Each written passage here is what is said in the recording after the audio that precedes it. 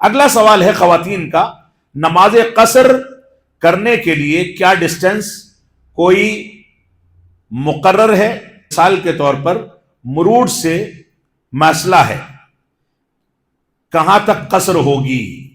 دیکھیے یہ ایک ایسا مسئلہ ہے جس میں علماء کے درمیان قصر کے ایام میں بھی اختلاف ہے اور مسافت میں بھی اختلاف ہے۔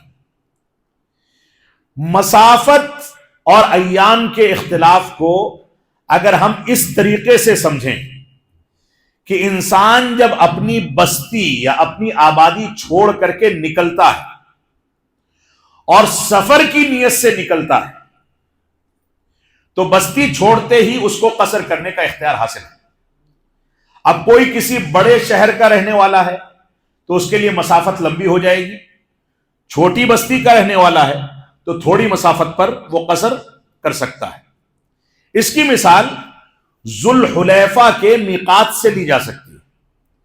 اللہ کے رسول صلی اللہ علیہ وسلم جب مسجد نبوی سے ذوالحلیفہ جاتے تھے، مشکل سے 10-12 کلومیٹر کا فاصلہ ہے، جاتے تھے تو قصر کرتے تھے، اور اس کے بعد صحابہ کرام سے یہ روایتیں منقول ہیں کہ جب وہ لوگ اپنے دور میں جاتے تھے تو وہاں مکمل نماز پڑھتے تھے۔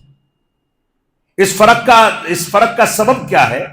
سبب یہ ہے کہ ذوالحلیفہ رسول اکرم صلی اللہ علیہ وسلم کے عہد مبارک میں مدینہ کی اصل آبادی سے باہر تھا، لہذا وہاں قصر تھی، اور صحابہ کرام کے دور میں آبادی بڑھتے بڑھتے ذوالحلیفہ تک پہنچ گئی تھی، یعنی مدینہ میں ذوالحلیفہ داخل ہو گیا تھا، لہذا وہاں پر صحابہ کرام مکمل نماز پڑھتے تھے۔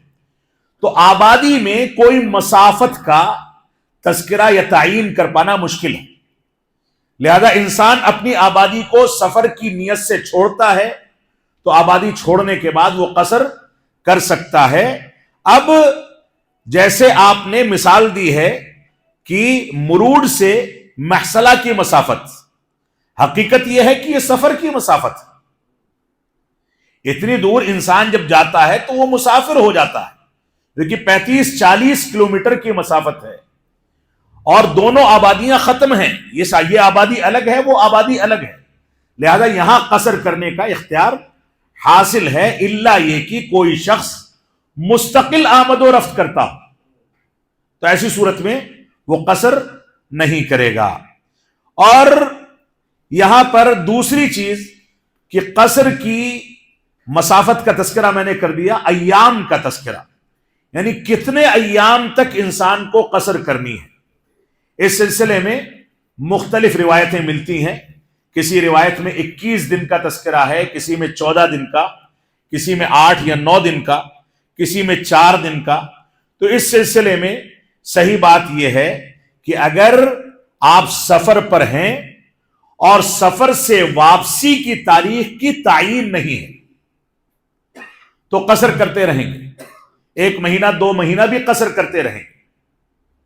اگر آپ کسی شہر گئے اور آپ کا ارادہ ہے کہ 3 یا 4 دن میں وہاں رہوں گا، اور چوتھے دن اچانک آپ کی واپسی کینسل ہوئی، پھر یہ ہوا کہ 2 دن 3 دن میں پھر کام نپٹے گا تو نکل جاؤں گا، پھر تیسرے چوتھے دن پھر کینسل ہوا، پھر 3-4 دن رکے، اس شبہے میں اگر آپ وہاں پر رک رہے ہیں اور آپ کا سفر کینسل ہوتا جا رہا ہے تو آپ قصر پڑھتے چلے جائیں۔